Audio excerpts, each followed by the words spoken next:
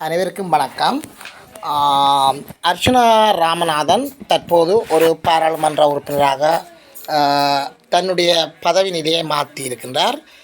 முன்னர் ஒரு மருத்துவராக இருந்த அவர் தற்போது பாராளுமன்ற உறுப்பினராக அவருடைய திறமையால் மக்களினுடைய எதிர்பார்ப்பால் மக்களினுடைய விருப்பத்தால் அவர் இந்த தேசத்துக்கான இலங்கை நாட்டிற்கான பாராளுமன்ற உறுப்பினராக தெரிவு செய்யப்பட்டிருக்கின்றார். இதற்கு காரணம் சாவகச்சேரி ஆஸ்பத்திரியில் நடந்த பிரச்சனைகள் தான் என்று சொல்லியும் தன்னை அங்கே ஒரு எம்எஸ்ஆக இருக்காவிட்டால் இந்த பிரச்சனை அப்போதே முடிந்திருக்கும்.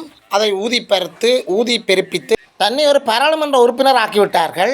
இன்னும் ஊதி பெருப்பித்து தன்னை ஜனாதிபதியாகவும் மாற்றக்கூடிய சூழல் இருக்கிறது என்று சொல்லி ஒரு பெம்பலாக கூறுகின்றார். உண்மையிலே அவர் சொல்கின்ற பெம்பலாக கூறுவது அனைத்தும் அவருக்கு நிஜமாக நடந்து விடுகிறது. அவருடைய தூர நோக்கு சரியான சிந்தனைகள் தான் அதற்கு காரணமாக இருக்கலாம். இந்த அடிப்படையில் சும்மா கிடந்த சங்கை ஊதி கெடுத்தானாம் என்று சொல்லி ஒரு பழமொழி சொல்வார்கள். அதாவது தன்னை இந்த உயர்ந்த நிலைக்கு மாற்றிவிட்டது பிரச்சனைகள் தான் என்று சொல்லி சொல்கின்றார். தற்போது அர்ச்சனா ராமநாதன் இலங்கை முழுவதற்குமான பாராளுமன்ற உறுப்பினராக காணப்படுகின்றார். பாராளுமன்றம் என்று சொன்னால் இந்த பாறை ஆளுகின்ற ஒரு மன்றம். எனவே அவர் ஒரு அதிகாரம் மிக்க இலங்கை நாட்டினுடைய எந்த பகுதியில் என்ன நடந்தாலும் அதை கேட்கக்கூடிய ஒரு அதிகாரம் மிக்க ஒரு அதிகாரம் மிக்கவராக அவர் தன்னை பரிணமித்திருக்கின்றார். அந்த அடிப்படையில் இலங்கையில் எங்கே என்ன நடந்தாலும் அது சம்பந்தமான கேட்பதற்கான சிறப்புரிமை, பாராளுமன்ற சிறப்புரிமை இருக்கின்றது. முன்னைய காலங்களைப் போல அவர் மருத்துவராக சென்று வேறு மருத்துவமனையில் கேட்கின்ற போது தான் அங்கு அவருக்கு பிரச்சனைகள் வருகின்றன. தற்போது பாராளுமன்ற உறுப்பினர் என்று சொல்லி அவர் போகின்ற போது நாட்டு அனைத்து மக்களினுடைய பிரதிபலிப்பாக அவர் இருக்கிறபடியால் அனைத்து மக்களினது பிரச்சனைகளை எங்கும் எப்பவும் எவரையும் கேட்கக்கூடிய ஒரு வல்லமை அவரிடம் இருக்கிறது. அந்த அடிப்படையில் யாழ் மாவட்டத்தில் உள்ள யாழ் போதான மருத்துவமனையில் காணப்படுகின்ற சில தவறுகள் சம்பந்தமான தகவல் அவருக்கு தேவைப்பட்டிருக்கின்றது. அதாவது 170 சுகாதார தொண்டர்கள் அங்கு 3 வருடங்களாக பணி கொடுப்பவர்கள் எதுவும் இல்லாமல், அதாவது சம்பளம் இல்லாமல் அங்கு வேலை செய்கிறார்கள் என்று சொல்லியும் அவர்களுடைய சம்பளத்தை பெற்று தருவதற்கான ஆவண நடவடிக்கைகள் செய்யுமாறும் அர்ச்சனா ராமநாதனுக்கு அந்த பாதிக்கப்பட்ட தரப்பிலிருந்து முறைப்பாடுகள் கிடைத்தவைக்கமைய ஆதாரங்களுடன் தனது சட்டத்திறனி சகிதம் மருத்துவமனைக்குள் சென்றிருக்கின்றார். எனவே இவர் கேட்டபோது அந்த தகவல்களை வழங்க முடியாது என்று சொல்லியிருக்கின்றார் பணிப்பாளர். இலங்கையினுடைய சட்டங்களின்படி RTI தகவல் அறியும் உரிமை சட்டம் என்று இருக்கின்றது. சாதாரண குடிமகன் ஒருவன் கூட எங்கு சென்றும் எவரிடமும் தகவல்களை பெறலாம் என்பது எல்லோருக்கும் தெரிந்த விடயம். அவ்வாறு இருக்கின்ற போது ஒரு பொறுப்பு வாய்ந்த பணிப்பாளராக இருக்கின்ற சத்தியமூர்த்தி அவர்கள் அந்த தகவலை உமக்கு தர முடியாது என்று சொல்லியிருக்கின்றார். உண்மையில் இது இலங்கையினுடைய பாராளுமன்ற உறுப்பினர் ஒருவருக்கு ஒரு உறுப்பினர் ஒருவனுடைய சிறப்பு உரிமையை மீறுகின்ற செயலாகவும் அதாவது பாராளுமன்ற உறுப்பினரினுடைய சேவைக்கு இடையூறு விளைவித்ததாகவும் தான் இந்த பணிப்பாளர் செயற்பட்டிருக்கின்றார். அதாவது பாராளுமன்ற உறுப்பினர் ஒருவர் தன்னுடைய சேவையை செய்கின்ற போது அந்த சேவைக்கு இடையூறாக இருந்தது பணிப்பாளராகத்தான் இந்த இடத்துல கருதக்கூடியதாக இருக்கின்றது. மாறாக பணிப்பாளர் அதனை உடனடியாக ஓடி சென்று யாழ்ப்பாணம் போலீஸ் நிலையத்தில் தன்னுடைய கடமைக்கு அர்ச்சனா இடையூறு விளைவித்தார் என்று சொல்லி முறைப்பாடு ஒன்று வழங்கியிருப்பதாக செய்திகள் கசிகின்றன. இது எங்கு போய் எவ்வாறு முடியப் போகுது என்று தெரியவில்லை. இதுபோன்ற செய்திகளை நீங்கள் பார்ப்பதற்கு எமது காணொலிக்கு நீங்கள் புதியவராக இருந்தால் அல்லது எமது காணொலிகளை இதுவரை சப்ஸ்கிரைப் பண்ணாமல் நீங்கள் பார்ப்பவராக இருந்தால் தயவுசெய்து சப்ஸ்கிரைப் பண்ணுங்கள், ஷேர் பண்ணுங்கள், கமெண்ட்ஸ் பண்ணுங்கள், லைக் பண்ணுங்கள். அருகில் இருக்கிற பெல் ஐக்கானை அழுத்தி உங்களுக்குரிய நோட்டிஃபிகேஷனை பெற்றுக்கொள்ளுங்கள். நாங்கள் போடுகின்ற காணொலிகள் அவ்வாறான சூழலில் தான் உங்களுக்கு உடனுக்குடன் கிடைக்கக்கூடியதாக இருக்கும். தொடர்ந்தும் நாங்கள் காணொலிக்குள் பயணிப்போம்.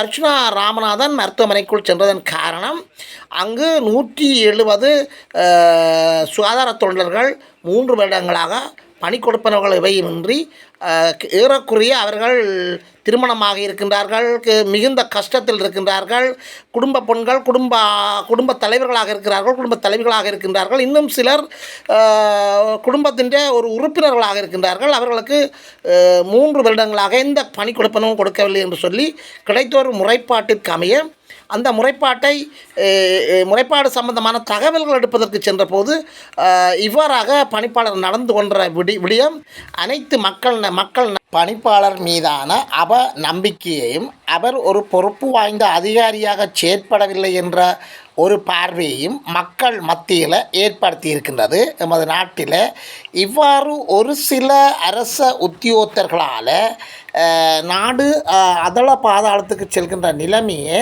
காணப்படுவதாக பல மக்களும் விமர்சிக்கின்றார்கள்.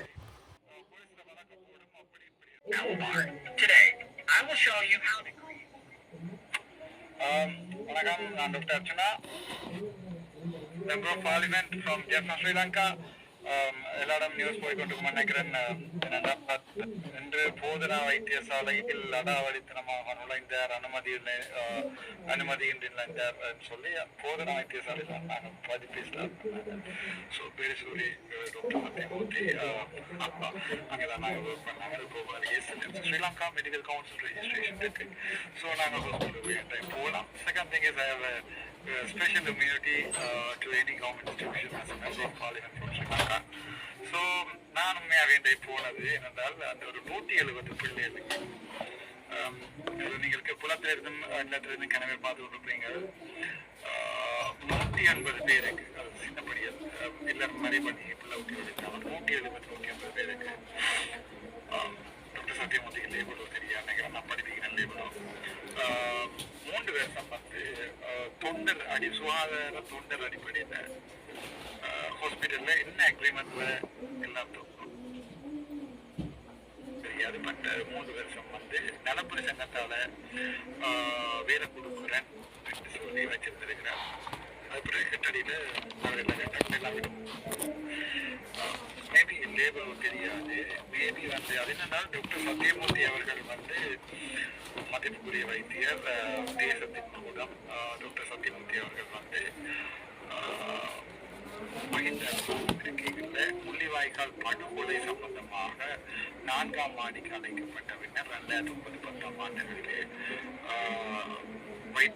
வைத்தியசாலை அத்தியட்சராக அதற்கு பிறகு மகிந்த அரசாங்கத்தின் கேபினெட் ஆஃப் மினிஸ்டர்ஸால என்போஸ்டட் அவருக்கு அன்பளிப்பாக கொடுக்கப்பட்டது. என்போஸ்டட் ரைட் என்றால் சாகும் வரைக்கும் 60 வயசு வரைக்கும் ரிட்டையர் பண்ணும் வரைக்கும் அவர் அங்கே நிர்வாகியாக இருக்கலாம், யாரையும் அவரை மாற்றினார், என்போஸ்டர் இருக்கையாக மாற்றினார். ஸோ அது எங்களுடைய தேசத்தின் மாவட்டம் நேர்மைக்கு மாவட்டம் சத்யமூர்த்தி அவர்களுக்கு கொடுக்கப்பட்டிருக்கிறது.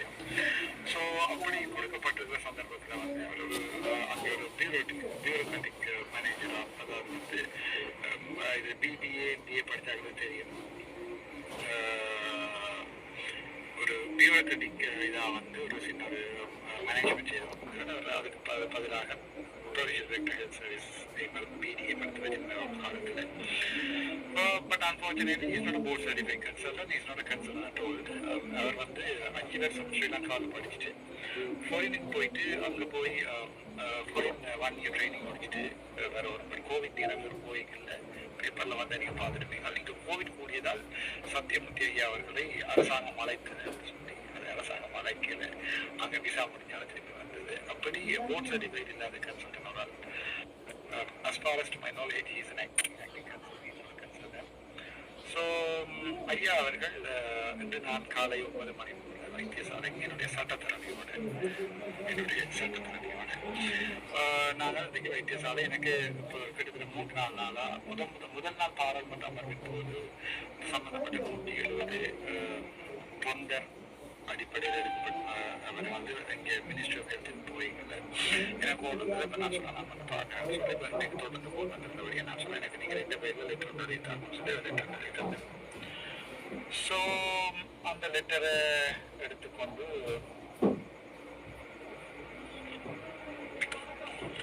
வணக்கம் நன்றி. அஸ்ஸலாமு அலைக்கும். எங்க போறீங்க? ரைட். இப்போ மன்னார் போறீங்களா? ரைட். பத்திரமா போங்க. நன்றி.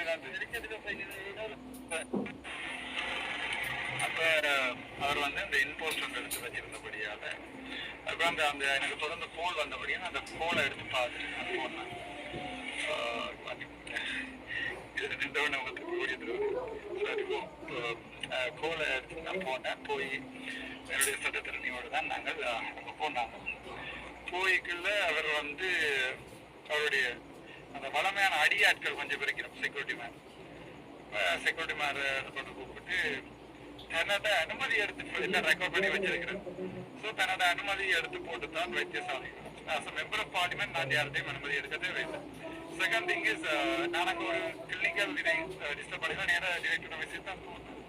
ஸோ நான் போய் கேட்டேன் இது சம்மந்தமாக உங்களுக்கு பதில் தர இயலுமா இல்லை நான் பாராளுமன்றத்திலேயோ அல்லது டிஸ்ட்ரிக்ட் கோஆர்டினேட்டிங் கமிட்டி மீட்டிங் கேட்ட போது இல்லை உமக்கு சொல்ல வேண்டிய தேவையில்லை. நான் ரொம்ப மாதிரி 1000 எம்பிமாரை கண்டிருக்கிறேன். 1000 மினிஸ்டர் மேல் இப்போ இருக்கிற எங்களுடைய மினிஸ்டர் இந்த பேர் மீன்பிடி வளத்துறை அமைச்சர் கூட என்னுடைய கையால் தான் எல்லாம் ரெக்கார்ட் பண்ணி வச்சிருக்கேன். பார்லிமெண்ட்ல போடுவோம் என்னுடைய கையால் தான் அதனால் நீங்கள் மினிஸ்டரோட போய் கதைக்கும் சுகாதார அமைச்சரோட போய் கதையும் போலீஸ்ல வழக்க போடும் அப்படி இப்படி எல்லாத்தையும் ப்ரிப்பேர் பண்ணி வச்சிருக்கேன்.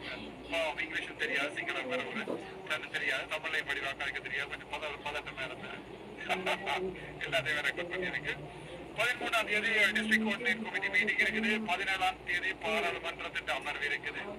அப்ப நான் சொன்ன விஷயம் உப்பநீர் கொன்றவள் இடம் நான் உமா கொன்றவள் மாத்தி காட்டுறது சொல்ற அர்த்தனாது மனநோயால் பாதிக்கப்பட்ட ஒரு திட்ட கதைகள் மாதிரி இருந்தது. பட் நான் அதை பெரிய கணக்கெடுக்கையில் சொன்ன டாக்டர் நான் அதை லேபிள் பண்ணக்கூடாது. நாங்கள் அவருக்கு கொடுக்க வேண்டிய ஊசிகளை நீட்டா கொடுப்போம். இதனால் இப்படியான ஆட்கள் கொஞ்சம் பேர் வந்து ஹாஸ்பிட்டல்ல இருக்கிறபடியா ஒரு ஹாஸ்பிட்டல் அந்த இந்திய கம்யூனிட்டியை பாதிக்கப்படுது. முக்கியமா புலம்பெயர் தமிழர்கள்ட்ட நான் என்ன சொல்ல வரேன், 170 பேரு 5000 ரூபாய் சம்பளம் 10,000 ரூபாய் சம்பளத்துக்கு யாழ்ப்பாணத்துல சாதாரணமா ஒரு கடையில போய் சாதாரண 3 நாள் சாப்பாடு வேண்டியதுலயே எப்படி ஒரு 5000-6000 ரூபாய் காசு வேணும். வேலை செய்த 3 வருடங்கள்ல 5 மாதங்களுக்கு மட்டும்தான் சம்பளம் கொடுக்கப்பட்டிருக்கான்னு சொல்லி முறையிடப்பட்டிருக்கு.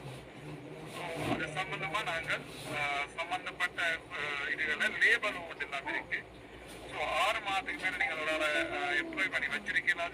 ஒரு ஆளை எம்ப்ளாய் பண்றதா இபிஎஸ் இடிஎஸ் கொடுத்துருக்கணும். அப்படி கணக்கு விஷயம் சம்பந்தப்பட்ட வைத்திய அதிகாரிக்கு தெரியாது. யாழ்ப்பாணம் இருக்கிற நோய் ஓடி இருக்கு அவரோட சப்போர்ட் பண்றதுக்கு தயவு செய்து ஒரு மனச்சாட்சியின்படி ஒரு விஷயத்தை நடந்து விடும். நான் ஜெயிலுக்கு போன பற்றி எனக்கு கவலை இல்லை. ஆனால் அங்கே ஒரு 170 பேர் சாப்பிட ஒரு பிள்ளை வந்து சொல்லிச்சது எனக்கு 10 வயசுல பிள்ளை இருக்கு. அம்மா டாக்டர் நான் ஒவ்வொரு நாளும் வேலைக்கு வரலாம், எனக்கு சம்பளம் தவறு இல்லையா, இப்ப நிரந்தர நியமனம் கிடைக்கும் என்ற ஒரு நம்பிக்கையில தான் அந்த பிள்ளைகள் வேலை இது ஒன்று. ஸோ இது சம்பந்தமா காத்திரமான நடவடிக்கை எடுக்கப்படும். நான் நினைக்கிறேன் ஓடி போன போலீஸ் ஸ்டேஷனுக்கு அவருக்கு அவர் அந்த ஆங்கிரி பேர்ட் படம் பார்த்தீங்கிறது தெரியாது. அதுல சொல்றாங்க போலீஸ் அப்ப கோல் த போலீஸ் அப்போ பேசி போலீஸ் கேன்ஸ்டபிள் அப்ப நான் எடுத்தேன் பாராளுமன்றம் அந்த பிள்ளைக்கு சிங்கள பிள்ளைகள் தானே சிங்கள பேசி ஸோ அவங்க ஒட்டுமே செய்யல. அப்புறம் டிஏஜிக்கு அடிக்க போறோம். அதுக்கு முன்னாடி நானே நம்பர் தார் அடிக்க கொடுத்தது. அது பிறகு போய் போலீஸ் ஸ்டேஷன்ல வந்து இவர் நான் அச்சுறுத்தினு சொல்லலாது தூசணத்தால பேசுறேன்னு சொல்லுன்னா கம்ப்ளீட் ரெக்கார்டு என்ன இருக்கு. அது தவிர இப்ப இருக்கிற அமைச்சர் தண்ட ஆள் தான் என்று சொல்றது வந்து என்பிபிக்கு ஒரு இலக்கு. அனுபவப்படைய அரசாங்கத்துக்கு வந்து அமைச்சர் எந்த ஆள் தான் என்று சொல்றது வந்து ஒரு இலக்கு. ஸோ அமைச்சருடைய இது சம்பந்தமா கதைப்போம். அது தவிர பாராளுமன்றத்திலே நீங்கள் எதிர்பார்க்கலாம் சம்பந்தமான விஷயங்களை பாராளுமன்றத்திலே நீங்கள் எதிர்பார்க்கலாம். எனக்கு சொல்லணும் மாதிரி இருந்தது சரியான பிள்ளையான விஷயங்கள். ஸோ 13ஆம் தேதி டிஸ்ட்ரிக்ட் கோஆர்டினேட்டிங் கமிட்டி மீட்டிங் இருக்குது. அதில் பார்ப்போம் நாங்கள் என்ன நடக்குது சொல்லி நாங்கள் பார்ப்போம். என்ன நடக்குது, அவர் என்ன செய்யறாரு பார்ப்போம். Thank you so much. மற்ற எம்பிமார் மாதிரி இல்லை, கொஞ்சம் வித்தியாசம். உங்களுக்கு தெரிஞ்சிருக்கும். என் பணி மக்கள் சேவை செய்து கிடப்பதே, உடம்புல உயிர் இருக்கும் வரைக்கும் எனக்கு வாக்களித்த 27,000 மக்களுக்காக, வாக்களிக்காத 6 லட்சம் மக்களுக்காகவும், வடக்கு கிழக்குல இன்னொரு விஷயத்தை சொல்லணும். எனக்கு மன்னார் ஹாஸ்பிட்டல்ல இருந்து அடிச்சு கொண்டிருந்தீங்க வாங்குவோன்னு சொல்லி அவங்க பிரச்சனை நடந்தவங்க கண்டு. ஏனென்றால் சுகாதாரத்துறையை கட்டி எழுப்ப வேண்டும் என்றதான் என்னுடைய ஆசை. ஸோ அந்த நேரத்துல சுகாதாரத்துறையில இருக்கிற 1-2 பேரால மொத்த சுகாதாரத்துறை பாதிக்கப்படுது. ஸோ சம்பந்தப்பட்ட ஆட்கள் சம்பந்தமான நடவடிக்கைகளை நாங்கள் எடுக்கல என்று சொன்னால் இது ஒரு நாளுமே ஒரு எண்டுக்கு வராது. காலகாலமா அவர் செத்துட்டார், இவர் செத்துட்டார், அங்க செத்துட்டார், டிரான்ஸ்பர். ஸோ நாங்கள் ஒரு ரிஃபர்மேஷன் உண்டு. அதாவது இந்த சுகாதாரத்துறையை திருப்பி ஒரு வடிவான அலசலை ஆராய்ந்து பிரச்சனைகளை நாங்கள் தீர்த்து வைக்கலாம்னு நினைக்கிறேன். அதுக்கு இடையூறான இருக்கிறார்கள் நாங்கள் மாற்றப்படுகிறோம் என்று எதிர்பார்க்கிறேன். பார்ப்போம். பாராளுமன்றத்தில் நீங்கள் இது சம்பந்தமான விஷயத்தையும், அதை விட 13ஆம் தேதி வெள்ளிக்கிழமை டிஸ்ட்ரிக்ட் கோஆர்டினேட்டிவ் கமிட்டி மீட்டிங்ல சம்பந்தமா நீங்க பார்க்கலாம். நன்றி.